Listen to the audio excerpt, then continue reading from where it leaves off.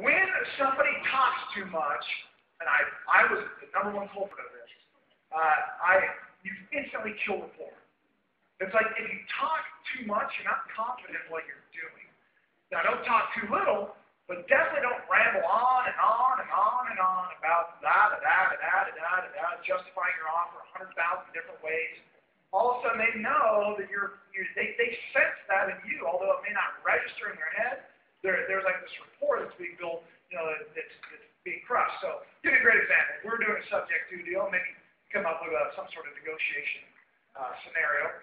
Pete, well, just think while I'm talking. You have no idea what I'm talking about right now, do you? You said to come up with a scenario. Yeah, come up with a scenario that you might face while I talk this. Sometimes I'm not clear. Sometimes I confuse myself. Say it again one more time. So I'm going to go through a scenario, and I'm going to handle the objection. I'm going to role play right now, kind of both sides, and then you come up with one if you got one. Like a concept. So what are we doing? Subject to deal here? Yeah. So, okay, Dan. Listen, I understand what you're saying, but that means that I have to keep this mortgage in my name, right? So you're going to take over my payments, but then what happens if you don't make the payments and then my credit's shot? I don't know if I'm comfortable with that. Pete, and I'm going to address it right now. Watch this now. Pete, I completely understand your concern. So what's he doing right there? He's validating, right? I completely understand your concern. I want you to know that we structure our agreements like this all the time with different sellers. One thing I want you to know is just a sense of a little bit of hesitation about this. We do this with sellers all the time. In fact, I'd be happy to have you talk to some of the sellers that we've structured this agreement with in the past. Here, let me slow down, though. And I think I explained it maybe a little bit too rapidly. Let me just walk you through the process and some of the benefits, because it's a very valid concern. Now, I know you're 3 months behind on your payments right now, right? Correct. I know that you need to sell this house relatively quickly. The reason that we're going to structure it this way, and the reason it makes sense, is this. When we take title, the mortgage, I just want you to know it's going to stay in your name for a very short period of time. You know this house doesn't need a tremendous amount of work, but I'm going to have to spend 3-4 weeks fixing it up. It's going to take me a couple months then to find a buyer. So I can guarantee this house is not going to stay in your name for more than 6 months. Here's the benefits, though, to you. I'm going to be bringing the mortgage current the day we close. And I know we have talked about closing about 30 days from now. I'm going to bring it current. What that's going to do is going to give you a little bump on your credit, because right now your credit's taking a hit financially. Then I'm going to pay the mortgage for the next 6 months, which is going to build a little bit more. It's going to start to rebuild your credit report just a little bit. It's not going to jump you up to 720, but it's going to start to show a payment history.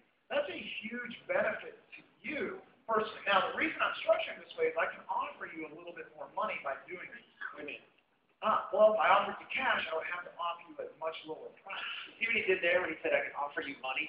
Boom. And now they're focused on that also. Say it again. So what do you mean by money? You can offer me cash? I can definitely offer you, cash for this property. Right now, this is me. This may not be you. If you don't have cash, and you don't say that, right? You can do it both ways, guys. You don't say that. He happens to have a lot of money, so he does this a lot. But go on. Yeah, at this point, I don't have it. This is me, right?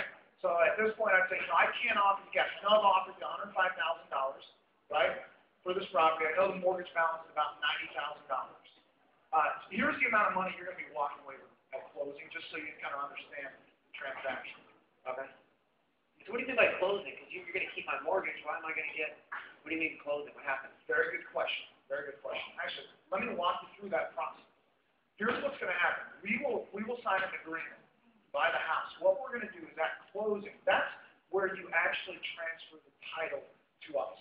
Now, we're going to give you the difference between your mortgage of $90,000 and the $105,000 that we're paying for the property. So there are going to be a couple transaction costs, right? They're going to be factored in. So you'll walk away in this scenario with about $12,000, $13,000 in your pocket.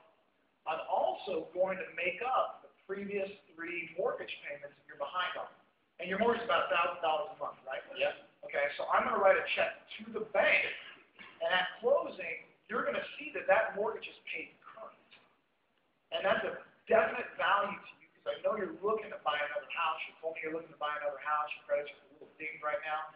You just need to get into a more affordable situation. So one of the things that I'd like to do with you, Pete, is between now and then, I'd like to work with you in a capacity and show you some different ways that we can help you rebuild that credit. Now, you're not going to buy a house next month. I want to mislead you. It's going to take a couple months. It could take a year, depending on your finances and the state of your credit, which I haven't looked at your credit. But we have a lot of properties. In fact, we have smaller properties that I think might be a good fit for you maybe a year down the road. And so us working with you in this capacity, well, eventually I'd like to sell you a home down the road. It might be a little bit more affordable. Is that something that would be a good fit for you? Oh, it sounds a lot better than I did 2 minutes ago, but what happens if you don't get the house paid off in 6 months? What happens if, where am I at then if you don't make these payments like you said you're going to do? Because I hear all these horror stories all the time about people that are stealing all this stuff and the equity and, you know, it's just a bad name and I don't want anything bad to happen to me later on coming down the road. Now, this is going to